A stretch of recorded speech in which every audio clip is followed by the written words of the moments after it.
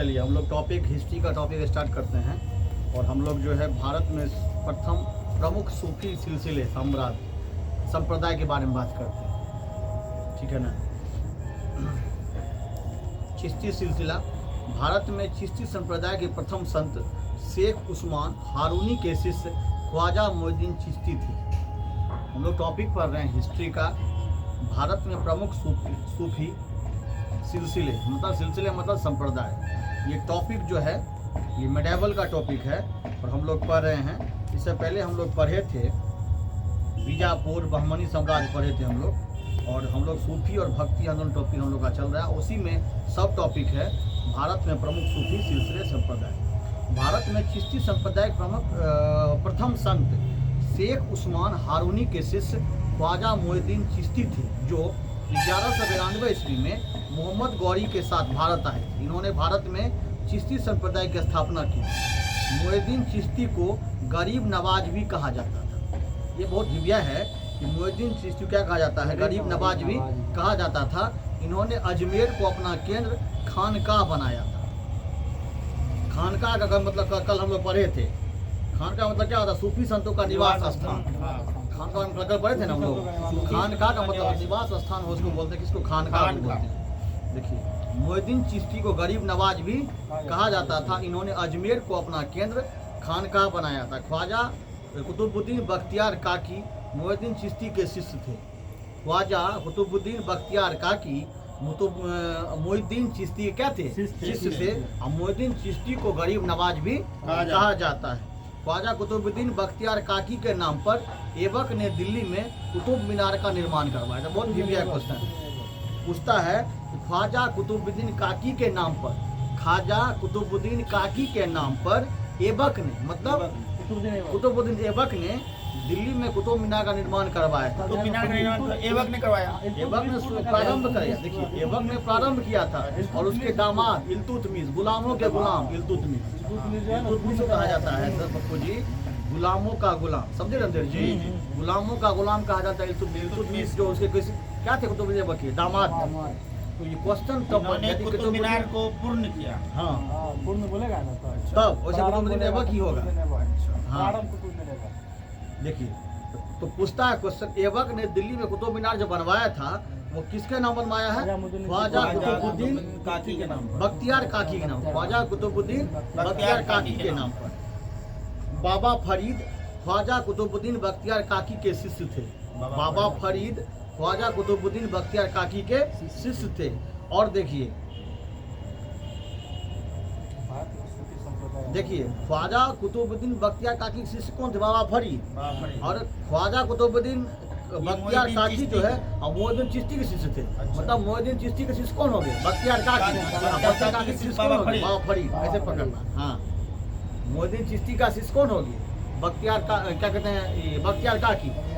बख्तियार काकी शिष्य कौन हो गया, ये मोइनुद्दीन चिश्ती भी किसी के शिष्य थे, वो है शेख उस्मान हारूनी। हाँ मतलब शेख उस्मान हारूनी के शिष्य ख्वाजा मोइनुद्दीन चिश्ती। देखिए हाँ मोइनुद्दीन चिश्ती के शिष्य हो गया बख्तियार काकी। आपको रणधीर जी ध्यान होगा कि आपको भारत में सूफी संप्रदाय और उसके संस्थापक में चिश्ती पूछता है, ख्वाजा मोइनुद्दीन चिश्ती बहुत पुस्तक पूछता है। और सूहरावर्दी पूछता है, सूहरावर्दी हो गया आपको बहाउद्दीन जकारिया, कादिरी, सैयद मखदूम मोहम्मद जिलानी, सैयद मखदूम मोहम्मद जिलानी कादिरी हो गया। सत्तारी हो गया आपको शाह अब्दुल्ला सत्तारी हो गया आपको शाह अब्दुल्ला सत्तारी। फिरदौसी हो गया आपको शेख बदरुद्दीन समरकंदी, फिरदौसी आपको हो गया शेख बदरुद्दीन समरकंदी। नक्शबंदी हो गया आपको बाकी बिल्ला किसका हो गया, नक्शबंदी का। मतलब ये सूफी सिलसिला है। मतलब सिलसिला का मतलब होता है संप्रदाय, सूफी संप्रदाय, ठीक है ना। सूफी संप्रदाय और उसके संस्थापक कौन है भारत में, उसका नाम हम लोग पढ़े हैं। पहला है चिश्ती, तो ख्वाजा मोइनुद्दीन चिश्ती, सूहरावर्दी बहाउद्दीन जकारिया, बहाउद्दीन जकारिया, कादिरी, सैयद मखदूम मोहम्मद जिलानी, सत्तारी, शाह अब्दुल्ला सत्तारी। फिरदौसी किसका हो जाएगा, शेख बदरुद्दीन समरकंदी, ये हो जाएगा फिरदौसी का। नक्शबंदी हो जाएगा बाकी बिल्ला, नक्शबंदी किसका हो जाएगा, बाकी बिल्ला। देखिए गुरु अर्जुन देव ने गुरु ग्रंथ साहिब आदि ग्रंथ में बाबा फरीद के कथनों को संकलित किया। मतलब गुरु अर्जुन देव जो है, जो गुरु ग्रंथ साहिब की रचना किए थे, तो गुरु ग्रंथ साहिब में बाबा फरीद के कथनों, बाबा फरीद का जो कथन था या विचार था, उसको उसमें क्या किए, वो संकलित किए, उसमें दर्शाए हैं, उसमें दिया है। बाबा फरीद ने अपने उपदेशों के प्रचार के लिए पंजाबी भाषा का प्रयोग किया था, इसलिए वो दिया है, ठीक है ना। पंजाब का तो से गुरुमुखी है, ठीक है ना। तो बाबा फरीद ने अपने उपदेशों के प्रचार के लिए पंजाबी भाषा का प्रयोग किया था। चिश्ती के संतों में सबसे प्रसिद्ध निजामुद्दीन औलिया थे। और चिश्ती के संतों में सबसे प्रसिद्ध कौन थे? निजामुद्दीन औलिया और नसरुद्दीन चिराग ए देहलवी थे। नसरुद्दीन चिराग ए देहलवी थे। कौन कौन थे? निजामुद्दीन औलिया और नसरुद्दीन चिराग ए देहलवी थे। निजामुद्दीन औलिया का जन्म जो है बदायूं में 1236 में हुआ था। ये बाबा फरीद के शिष्य थे। मतलब बाबा फरीद के शिष्य थे कौन? निजामुद्दीन औलिया। निजामुद्दीन औलिया के शिष्य कौन थे? बाबा फरीद। बाबा फरीद के शिष्य कौन थे? बख्तियार काकी। बख्तियार काकी। बाबा फरीद नहीं बाबा फरीद का निजामुद्दीन औलिया न हो गया। कुतुबुद्दीन बख्तियार काकी का शिष्य था। अरे बाबा फरीद का शिष्य हो गया निजामुद्दीन औलिया। वही तो बोल बाबा फरीद किसका शिष्य था? तो बाबा फरीद हो गया आपको ख्वाजा कुतुबुद्दीन काकी का था। बाबा फरीद। ख्वाजा कुतुबुद्दीन काकी का शिष्य। हाँ कौन? बाबा फरीद। हाँ, अब बाबा फरीद का शिष्य था औलिया, औलिया। निजामुद्दीन औलिया। निजामुद्दीन औलिया का जन्म बदायूं में 1236 में हुआ था। ये बाबा फरीद के शिष्य थे। शेख निजामुद्दीन औलिया ने 7 सुल्तानों का कार्यकाल देखा था, परंतु कभी किसी के दरबार में नहीं गए। शेख निजामुद्दीन औलिया ने है 7 सुल्तानों का कार्यकाल देखा, लेकिन किसी के दरबार में नहीं गए। किसी के दरबार में नहीं गए। अमीर खुसरो निजामुद्दीन औलिया के शिष्य थे। अमीर खुसरो जो हैं वो निजामुद्दीन औलिया के शिष्य थे। इन्होंने सितार, तबला, तराना, कव्वाली आदि का आविष्कार किया है। आप जो अमीर खुसरो किसके शिष्य थे? औलिया का। औलिया के शिष्य थे। औलिया किसका शिष्य था? बोलिए। बाबा फरीद बख्तियार काकी का। बख्तियार काकी इसका था ना, इसके साथ आया था। शेख मोहिद्दीन चिश्ती। मोहिद्दीन चिश्ती। मोहिद्दीन चिश्ती किसका शिष्य था? हाँ, शेख उस्मान हारूनी। शेख उस्मान हारूनी। देखिए, आप जो कव्वाली सुन, रणधीर जी कव्वाली आप सुनते हैं रात में 11 बजे रणधीर जी कव्वाली सुनते हैं। बिना कव्वाली सुने रणधीर जी नहीं होता है। रणधीर जी रात में कव्वाली सुनते हैं। वो कव्वाली जो है अमीर खुसरो का ही दिन है, समझे? जी। सितार, तबला, तराना, कव्वाली आदि का आविष्कार किसने किया था? अमीर खुसरो ने किया था। निजामुद्दीन औलिया ने अमीर खुसरो को तुर्काल्लाह की उपाधि दी थी। तुर्काल्लाह की उपाधि दी थी। निजामुद्दीन औलिया ने अमीर खुसरो को तुर्काल्लाह की उपाधि दी थी। चिश्ती संतों ने इस्लाम धर्म के विपरीत समा एवं रक्स, संगीत एवं नृत्य को विशेष महत्व दिया था। समा संगीत, रक्स हो गया, नृत्य हो गया। समा संगीत, रस के कमर, रस के कमर, रक्स याद रहेगा। देखिए, समा बांध दी, ऐसे गाय की रणधीर जी ने ऐसा गाया था ईस्टर्न वेस्ट में, समा बांध दी। हाँ, ये बहुत गा लेते हैं। ब्लैक सिंह नहीं पर रुस्तम हमसे अच्छा बेहतर गाते हैं। ऐसा हमको हरा के बड़ा जीते हैं। हो सकता है दोनों एक से सुनते हैं। चिश्ती संतों ने इस्लाम धर्म के विपरीत समा एवं रक्स, संगीत एवं नृत्य को विशेष महत्व दिया था। देखिए, हम जो है आपको थोड़ा बहुत गा लेते हैं। इधर पता चला, डालते हैं कभी तब चला होगा। उसके बाद गाते तो हम मतलब भजन कीर्तन तो उसके बाद लेकिन स्टेज पे एंकरिंग भी जबरदस्त कर देते हैं, बच्चों के प्रोग्राम से लेके बड़ा प्रोग्राम तक। 26 जनवरी का आइए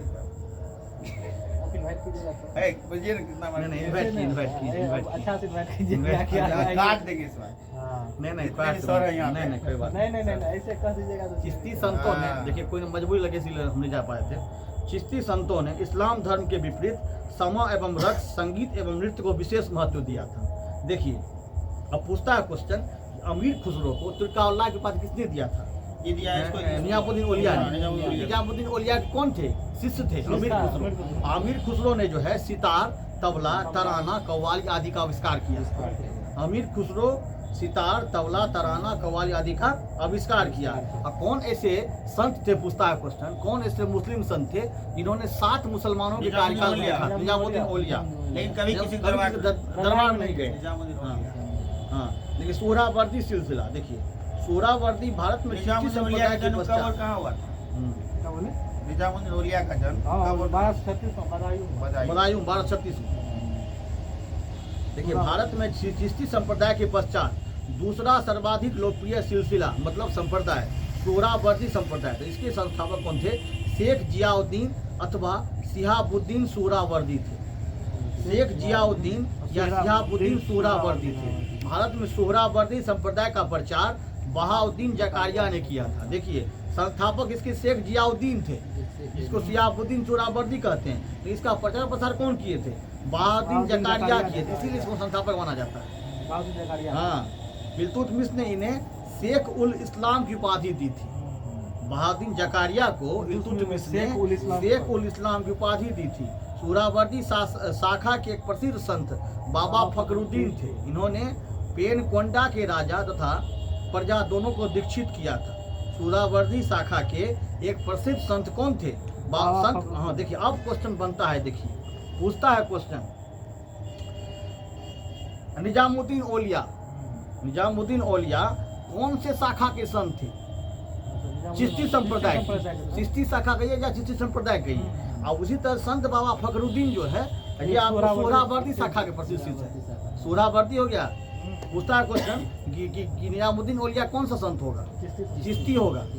ये संत बाबा फखरुद्दीन क्या होगी? सोहरावर्दी होगी। इन्होंने पेनकुंडा के राजा और प्रजा दोनों को दीक्षित किया था। आगे चलकर सोहरावर्दी। हाँ बोलिए। यहाँ पे सोहरावर्दी का दिया संस्थापक बहाउद्दीन जकारिया। यहाँ पे दे दिया इसका शेख जियाउद्दीन। विस्तार किया यही बहाउद्दीन जकारिया ही सब कुछ किया है, इसीलिए इसका नाम इसको बाद में मान कुछ दिया लिया। जाता है इसको लेके या इसको लीजिएगा, इसी को जकारिया को मानिएगा। फाइनल यदि यहाँ दे दिया संस्थापक वही नाम होगा उसका। आगे चलकर ज्यादा इनका प्रचार प्रसार। हाँ आगे चलकर सोहरावर्दी सिलसिला को 2 भागों में विभाजित हो गया। देखिए आगे चलकर क्या हो गया, आपको सोहरावर्दी 2 भागों में बट गया। फिरदौसी संप्रदाय संस्थापक कौन थे इसके? शेख बदरुद्दीन समरकंदी।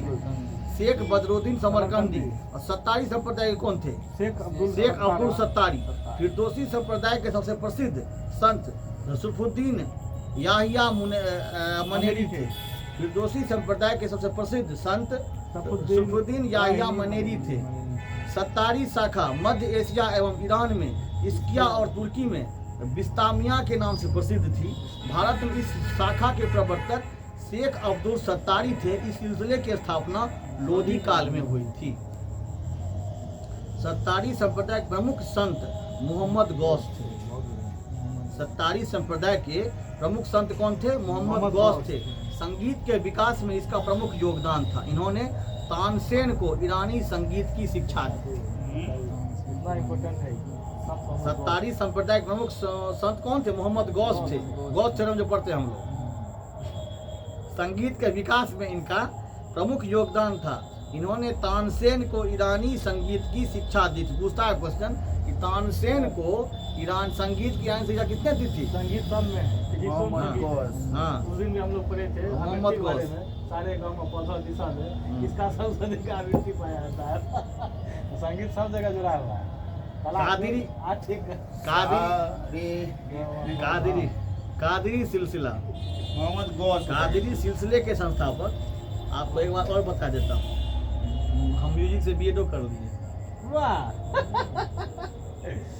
हो गया बीएड हो गया 6 साल कंप्लीट हो गए।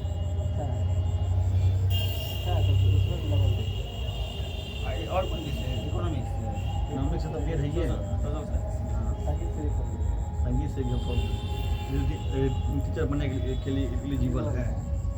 9th पास कर लो नेक्स्ट नहीं दिया तो उसमें इसी अपडेट देखते उसको देखते। आप दे दीजिए। सत्तारी संप्रदाय के प्रमुख संत मोहम्मद गौस थे। संगीत के विकास में इसका प्रमुख योगदान था। इन्होंने तानसेन को ईरानी संगीत की शिक्षा दी थी। तानसेन को, हाँ, मोहम्मद गौस जो है आपको, हाँ, तानसेन को ईरानी संगीत की शिक्षा दी थी। कादरी सिलसिला देखियो हमरा राजेश लेपोटी गाँव नहीं हमारा वहाँ लग गाँव एहि दुआरे बताबै छी कारण छै। राजेश +2 मोनियो ओकर भास्ट छै, मैथे बनबे पड़तै ओकरा। अहाँ केमिस्ट्री अहाँ केमिस्ट्री पढ़ि रहल छी, अहाँके केमिस्ट्री और मैथ में फार डिफरेंस। जब 9 10 के जब ब्रेक नहीं भए रहल छै, केमिस्ट्री हमरा राजेश लग दुख नहीं हो जते अहाँ लग दुख लाइफ है। कादिरी सिलसिला। जाएगा। दूसरा बात मोटा मोटी जानते हैं बापू जी, हम लोग बहुत अभी अब हम लोग कल तक कहता था कि स्ट्रगल रियल मैंने में स्ट्रगल, इससे बेहतर स्ट्रगल का एग्जाम्पल हमके सामने हम लोग स्ट्रगल ही कर रहे हैं अभी वर्तमान। तो हम लोग को सेटलमेंट हो जाना चाहिए। कुछ बोल दीजिए इस सब के लिए, बोल देते हैं। आप तो देखिए, आप लोग सबसे बड़ा बात है कि हमारे हिसाब से यदि धैर्य जो है ना वो सफलता का परिचय है। आप यदि धैर्यवान हैं तो आप कुछ भी हासिल कर सकते हैं। यदि आप थोड़ा सा के यदि आप अधैर्य हो गए, यदि आप थोड़ा सा के लिए यदि आप अधैर्य हो जाते हैं, फिर आपका कोई मतलब नहीं रह जाता। इसीलिए आपको धैर्य रह के ही काम करना है। धैर्यवान ही मनुष्य को जो है सब कुछ सफलता के उच्च शिखर पे पहुंचा सकता है। जरा सा यदि डगमगा जाते हैं, यदि एग्जाम्पल हम लोग का ही सेट किया जाए कि खुदा न खास्ता हम लोग का TRE 3 में रिजल्ट नहीं बन पाया, एक आध नंबर से हम लोग छूट गए, इसी जगह पे TRE 4 हम लोग जान रहे हैं TRE 4 आने वाला ही है।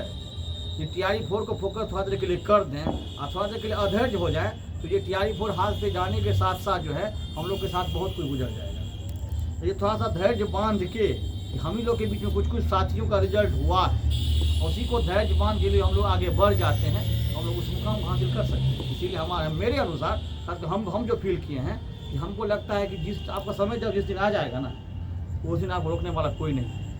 हो सकता है कहीं ना कहीं हमको और मेहनत और करना है, या कहीं ना कहीं और कुछ चूक रह गया है, या हम लोग का समय नहीं आया। यदि हाँ इसलिए मान सकते बैड लक चीज़ हम इसलिए चीज़ से मानना TRE 3 शुरू कर दिए क्योंकि जब एक आध नंबर से जब छूटना शुरू किए, ये बैड लक ही है। नहीं तो स्टेट में हमने एक दिन भी नहीं पढ़ा था। पुराने प्रीवियस नॉलेज के आधार पे हमने स्टेट का एग्जाम दिया था। हमको विश्वास नहीं था हम क्वालिफाई नहीं कर गए, लेकिन उसमें हमको इंटरेस्टेड नहीं था क्योंकि उसमें सीट नहीं देता है, सीट नहीं देता। तो हमारे हिसाब से धैर्यवान होना बहुत जरूरी है। Patience is the most important thing in the student life. Without patience you can't do anything. Okay, आगे बढ़ते हैं हम लोग। देखिए, कादरी सिलसिले के संस्थापक अब्दुल कादिर जिलानी थे। कादरी सिलसिले के संस्थापक कौन थे? अब्दुल कादिर जिलानी थे। इस संप्रदाय के अनुयायी संगीत के विरोधी थे। ये हरे रंग की पगड़ी बांधते थे और लाल गुलाब का फूल लगाते थे। कादरी साहब तो बहुत दिन, जिलानी साहब तो काफी शौकीन बात थे ये। कादरी सिलसिले के विरोधी थे। हाँ, कादरी सिलसिले के संस्थापक अब्दुल कादिर जिलानी थे। इस जिलानी का मतलब हो गया संगीत से जलन था, इसीलिए इसका नाम जिलानी पड़ गया था। अब्दुल कादिर जिलानी थे। इस संप्रदाय के अनुयायी संगीत के मतलब इसके जो फॉलोवर्स थे वो संगीत को फॉलो नहीं करते, इसके विरोधी थे। ये हरे रंग की पगड़ी बांधते थे और लाल गुलाब का फूल लगाते थे। कादरी संप्रदाय के प्रसिद्ध संत मियाँ मीर थे। कादरी संप्रदाय के प्रमुख प्रसिद्ध संत कौन हुए? मियाँ मीर हुए। दारा सिको औरंगजेब का भाई इसका शिष्य था। इसका मियाँ मीर का दारा सिको जो था, जो औरंगजेब का भाई था, उसका क्या था? उसका शिष्य था। हाँ, नक्शबंदी सिलसिला। भारत में नक्शबंदी संप्रदाय को प्रचार सर्वप्रथम बाकी बिल्लाह ने 17वीं शताब्दी में प्रारंभ किया। इसके प्रमुख संत कौन थे? शेख अहमद सरहिंदी थे। शेख अहमद सरहिंदी थे। किसके? नक्शबंदी सिलसिला की। सूफी संप्रदाय में सबसे कट्टर नक्शबंदी संप्रदाय था। मुगल शासक औरंगजेब नक्शबंदी संप्रदाय का अनुयायी था। इसीलिए औरंगजेब बहुत खतरनाक शासक था, क्योंकि सूफी संप्रदाय में सबसे कट्टर नक्शबंदी संप्रदाय था। कौन? नक्शबंदी संप्रदाय। हाँ, इसका मुगल शासक औरंगजेब नक्शबंदी संप्रदाय का ही अनुयायी था, उसको फॉलो करता करता है। कहाँ बढ़ता है जो खुद कट्टरपंथी है वो तो खुद कट्टर होगा ही। संगत से गुनाह है। ताजमहल शाहजहां मुमताज महल की यादों आप भी बनाइएगा किसी भी याद। भक्ति आंदोलन। औरंगजेब के बारे में कुछ बताएंगे सर? औरंगजेब देखिए, औरंगजेब जो है ना, मतलब इसलिए पूछ दिए कि मतलब कुछ भी बना था तो उसमें कोई शासक ही था, मतलब बहुत लोग को औरंगजेब का मृत्यु तो आपको याद होगा रणधीर जी, याद होगा ध्यान में नहीं है 1707 में। हाँ 1707 याद आया, याद आया। कहाँ पर हुआ था? बोलिए। फर्स्ट टॉपिक जो वर्ल्ड हिस्ट्री स्टडी, अरे मॉडर्न हिस्ट्री जो मॉडर्न इसी से स्टार्ट है। उसमें औरंगजेब का मृत्यु जो है ना, हाँ यहाँ पर लिखा 1817 मृत्यु के पश्चात मुगल साम्राज्य पतन हो गया। पतन हो गया। हाँ इसी में हाँ मुगल पतन हो गया। औरंगजेब लास्ट ईयर था। 1707 में इसका मृत्यु हुआ। ये बात हम जान रहे हैं। 1707 में इसका मृत्यु हुआ, ये तो कंफर्म 100% श्योर है। लॉक कर ताला लगा दीजिए। ये देखिए 3 मार्च 1707 को औरंगजेब की मृत्यु के पश्चात 11 बादशाहों ने भारत का शासन किया। इन्हें उत्तरकालीन मुगल बादशाह की संज्ञा प्रदान की। मतलब 18वीं शताब्दी में पूर्वार्ध में मुगल साम्राज्य की शक्ति और प्रतिष्ठा को भारी क्षति हुई। औरंगजेब शासनकाल 1658 से लेकर 1707 तक हुआ था। इसका मृत्यु हो गया, इसका हाँ। मुगल साम्राज्य खत्म हो गया। हाँ चलिए हम लोग यहाँ पे कहाँ थे? नक्शबंदी सिलसिला। मतलब पूछता है क्वेश्चन, औरंगजेब शासक जो थे मुगल कालीन शासक, वो कौन से संप्रदाय को मानते थे? नक्शबंदी संप्रदाय को मानते थे। अब बताइए सुहरावर्दी सिलसिला के प्रमुख संत कौन थे? सुहरावर्दी के बोलिए। संत बाबा फखरुद्दीन। हाँ हाँ संत फखरुद्दीन प्रमुख संत थे, प्रसिद्ध संत थे। सुहरावर्दी का हाँ नहीं संस्थापक नहीं, कादरी सिलसिला का हो गया वो मियां भी। प्रमुख कहिए। संत कौन थे? फखरुद्दीन, संत बाबा फखरुद्दीन। और इसके बाद इसका चिश्ती का किसी का तो वही संत निजामुद्दीन औलिया। निजामुद्दीन औलिया और था निजामुद्दीन औलिया और एक था नसरुद्दीन चिरागे देहलवी। निजामुद्दीन औलिया का जन्म कहाँ हुआ? बताइए 1236 में। हाँ बाबा फरीद के शिष्य थे निजामुद्दीन औलिया। चलिए कादरी सिलसिला के महान संत कौन थे? कादरी सिलसिला के महान संत देखिए भक्ति आंदोलन। भक्ति आंदोलन का वास्तविक विकास 7वीं और 12वीं शताब्दी के मध्य दक्षिण भारत में हुआ था। शैव, नए नारों और वैष्णव अलवारों ने बौद्ध और जैन धर्म की तपस्या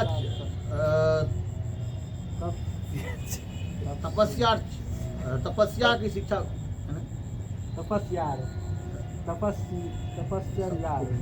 तपश्चर्या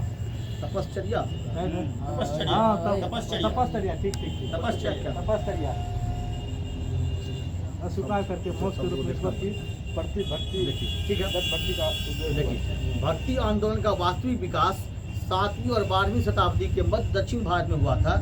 शैव, नए नारों और वैष्णव अलवारों ने बौद्ध और जैन धर्म तपश्चर्या की शिक्षा को अस्वीकार करके मोक्ष के रूप में ईश्वर के प्रति व्यक्तिगत भक्ति का उपदेश दिया। उत्तर भारत में भक्ति आंदोलन के प्रवर्तक रामानंद को माना जाता है। उत्तर भारत में भक्ति आंदोलन के प्रवर्तक किसे माना जाता है? रामानंद को माना जाता है। देखिए प्रमुख मत और उसके प्रवर्तक कौन? अद्वैतवाद मत प्रवर्तक किसके हैं? शंकराचार्य के। शुद्धाद्वैतवाद वल्लभाचार्य। विशिष्टाद्वैतवाद रामानुजाचार्य। द्वैताद्वैतवाद निम्बकाचार्य का ये मत था द्वैताद्वैतवाद। हाँ द्वैतवाद माधवाचार्य। और चिंत भेदवाद चैतन्य। देखिए शंकराचार्य देख लीजिए। शंकराचार्य 788 ईस्वी में शंकराचार्य का जन्म केरल के कलादी ग्राम में हुआ था। इनके दर्शन का आधार वेदांत और उपनिषद था। वेदांत का मतलब क्या होता है? वेदों का वेदांत। उपनिषद का मतलब क्या होता है? गुरु के समीप बैठना। शंकराचार्य का जन्म जो हुआ था, शंकराचार्य का जो जन्म हुआ था वो केरल के कलादी ग्राम में हुआ था 788 ईस्वी में। इनके दर्शन का आधार क्या था? वेदांत और उपनिषद था। शंकराचार्य शैव तथा बौद्ध दर्शन से भी प्रभावित थे। बौद्ध धर्म की महायान शाखा से प्रभावित होने के कारण इन्हें प्रच्छन्न बौद्ध भी कहा जाता है। महायान और हीनयान दो भाग बांटा था। दो भाग में। शंकराचार्य शैव तथा बौद्ध दर्शन से प्रभावित थे। बौद्ध धर्म की महायान शाखा से प्रभावित होने के कारण इन्हें प्रच्छन्न बौद्ध भी कहा जाता है। शंकराचार्य को प्रच्छन्न बौद्ध भी कहा गया। आदि शंकराचार्य द्वारा स्थापित 4 मठ देख लीजिए। सिंगेरी मठ शिव का है, ये मैसूर कर्नाटक में। सिंगेरी मतलब मैसूर कर्नाटक। गोवर्धन पीठ ये बलभद्र और सुभद्रा, बलभद्र और सुभद्रा ये कहाँ है? पुरी है, उड़ीसा में, ठीक है ना। शारदा पीठ कृष्ण, द्वारिका गुजरात। ज्योतिर्मठ पीठ विष्णु, बद्रीनाथ उत्तराखंड। ज्योतिर्मठ है विष्णु, बद्रीनाथ उत्तराखंड, देखिए ना। सिंगेरी पीठ शिव का है, मैसूर कर्नाटक में। गोवर्धन पीठ है बलभद्र और सुभद्रा, पुरी उड़ीसा। शारदा पीठ कृष्ण, द्वारिका गुजरात। ज्योतिर्मठ पीठ विष्णु, बद्रीनाथ उत्तराखंड। 4 पीठ है इनका। पीठ मतलब मठ, मठ स्थल,